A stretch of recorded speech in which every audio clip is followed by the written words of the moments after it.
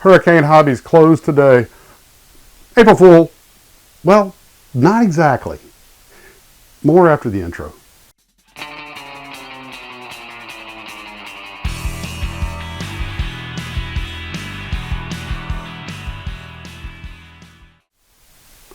Well, guys, I'm only halfway kidding. April Fool's Day, ha ha. But actually, Hurricane Hobbies did have a big change today. I went in to just grab some paint, and I just happened to walk in on the change of command ceremony, if you will. Apparently, Ron and Nina, having not had a vacation in 22 years, realized that they were kind of at that point in life where they needed a change, so they sold the store. I met the new owner, Ian, who seems to be a real nice guy, and he's taken over. He acquired the store from them, and apparently this was their last day as owners. So Ian's now the new owner, and he has his nephew Mason working there with him. Both super nice folks, and I look forward to doing a lot of business with them in the future. So if you live in the North Florida, Jacksonville area, go and say hi and wish them well. I did. Ron had told me while I was there. I took a few pictures. You'll notice that the walls are a little threadbare compared to the way it normally is. And Ron had went ahead and kind of good business decision, sold off as much inventory as he could, and got rid of any excess, and got the store sort of trimmed down for the sale. So now it's up to Ian to restock, resupply. But they still had a good supply of models. While I was there, I saw a model car that was an old Barris design, and I also saw one of the kits, that witch thing that was an old Big Daddy Roth design. And it reminded me of something we talked about before, and I got a little more intel on that. I'd said before that Barris didn't particularly care for Roth that much, and apparently the reason is that when Big Daddy was running his garage, apparently he befriended a local biker gang, and some folks say it was the Hells Angels. Maybe it was them, maybe it was another motorcycle club, but apparently Barris didn't care much for the image that it set, plus, Big Daddy's kind of wild man goatee style. But of course that was an affectation.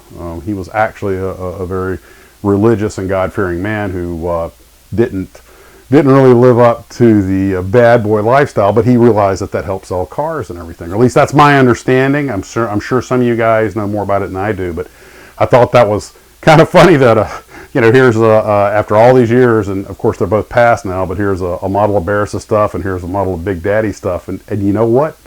They're still iconic no matter what the real deal was, and they gave all of us a lot of pleasure. Well, those of us who built that kind of stuff, he gave us a lot of pleasure, and these are models, man. We're here to have fun. But I just thought you guys might find that an interesting little tidbit. So, speaking of interesting things, I got to spend about a little over an hour today chatting with Jim Salvino of Salvino Models. Now, for those of you who are not familiar, they call Salvino Models the best kept secret in kit model world. They've only been around about 4 or 5 years. They're a new model company. They do primarily NASCAR, although I think they're going to be moving into Formula cars in the future. They even managed to get some of the old monogram molds. But so Jim said he's going to send me one so I can open it and build it and see what I think. And I'm sure it's a fine kit and everything. But I'm going to do a history on, even though the company's only been around 5 years, I'm going to do one of the histories on it. But this is one of the rare times I actually have the guy who started the company there to make sure I have all the details and everything necessary, and maybe we'll do an interview or something. If you're interested, 9 a.m. on Saturdays, Texas time, that's Central time, I believe. He has on Facebook Salvino JR Models. He has a live stream podcast kind of thing on Facebook if you want to join that. Which is a reminder, don't forget, tomorrow night, 7 p.m. East Coast time, 2300 Zulu, going to have a live stream. Well, I did get some modeling done today. In fact, I did a day build, and it's more or less complete. A little touch up later. But I built that old monogram half track that I had pulled out that I thought I was going to kit bash for the Tom Daniel kit bash that we're going to do in a few months, or Tom Daniel inspired. And I realized it was a wrong scale because I want to use that Bugatti, and one's a 124 or 125, and the other's a 135 or 132. But anyway, the point is that wasn't going to work, so I decided, well, I got a half track on the table.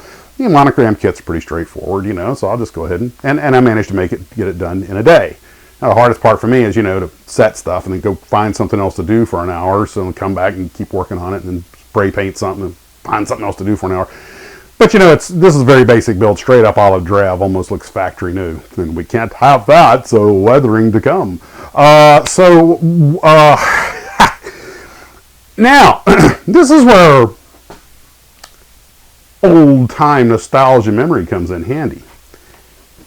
I remember building not the gun variant, but the troop carrier version, but it's the same basic kit. And oh, by the way, quick tangent. There was a whole bunch of parts. I was like, these parts don't match in the color. And whoever gifted this to me, and I'm sorry, I forget who it was a while back, but they had, this was all in Ziploc bags, and although it was in the box, well, they had also included a field gun. I think it's a 75 millimeter M3 gun, I'm not sure. But it dawned on me, oh, wait a minute, there's two kits in here, so I had to separate all the parts. So I don't have the instructions of field gun, so I'll either wing it, use it for kit bashing, or maybe find the instructions somewhere.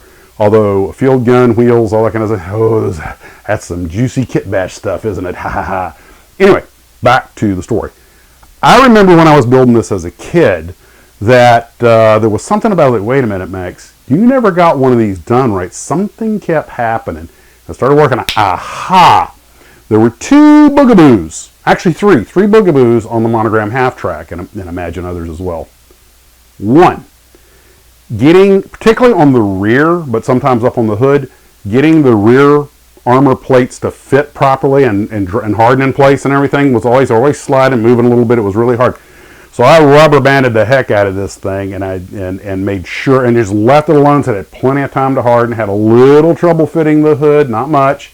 And the grill, the lips were just a little bit out of alignment. And I had everything the way it was supposed to go. It was just it just takes one side panel to be just the tiniest skosh out of place, and all of a sudden you've got these big lips. So I managed to work all that out, let that harden, then I mounted the rear. And when I did that, I made sure to rubber band everything down, and it was in a good solid position, and I got it to come out right. A lot better than I did as a kid. It's a little trickier than it should be, because it gives such a snug fit. And second thing is, almost invariably when I would build one of these, I would break an axle trying to get the front wheels on, because they're they push in and snap in. And so I wanted, and yes, you can just trim down the axle, use a little glue and slide it on, not have to worry about that, because most of my half tracks and trucks and stuff wound up with at least one axle or wheel that was just glued up against the frame because I'd snapped it trying to get it on. But I wanted to get it right. I wanted to make up for all those childhood foibles. So through extreme caution and trimming down everything with an X-Acto knife a little bit ahead of time to make sure that it would go in. I wasn't trying to force it because it had a little paint buildup on it, and got both wheels on without any problems. They're both exactly the way they're supposed to be. Of course, then you have to kind of push them back on the rim a little bit, because they have a tendency to the tire wants to come off the rim a little bit when you're seating it that way. The other thing, which is also related to locomotion, is the tracks.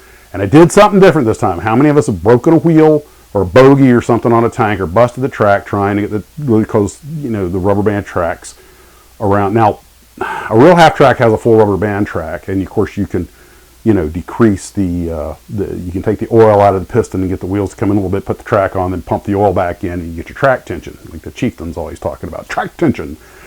Well, of course, you can't do that on the model. Well, in this case, I decided to try something a little bit different, and eureka, it worked. Of course, I glued the tracks together with a generous amount of the Tamiya glue and let them set for a long time so that they had, good solid bond.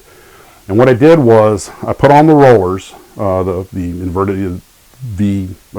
inverted Y bogey, but I only put on the inner front and rear idler and drive wheel. Fitted the entire track, got it fully in place, and the outer wheels will snap into place. And then put the outer wheels on, and they were there. And the track was already in place, so I didn't have to try to overstretch it, which usually either breaks a bogey or breaks the glue bond. And it worked, so eureka. So pretty happy with that for a little day build. I still got to paint the little infantry troops that come with it. The guy that goes in the twin 50 mount literally is made without any legs, so he'll fit. And but I may be pilfering those 50 calibers for the kit bash later on, so I didn't glue them in real hard. They're just sort of tack glued in place. But there you have it. And that was the day.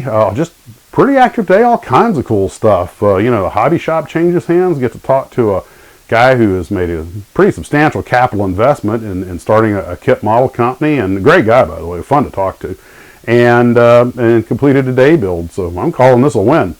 Well, guys, that's pretty much it for tonight. We'll see you at the live stream, and as always, take care of yourselves and model on.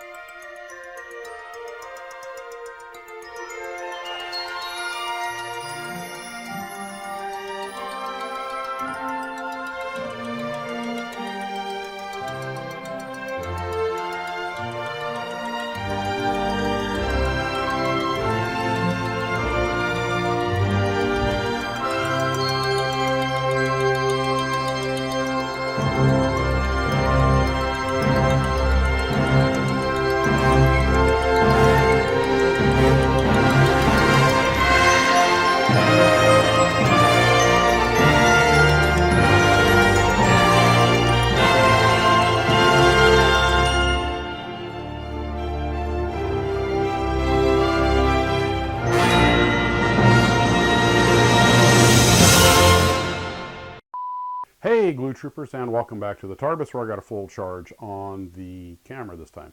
So, a lot to talk about. I even took a couple of notes, which are around here somewhere.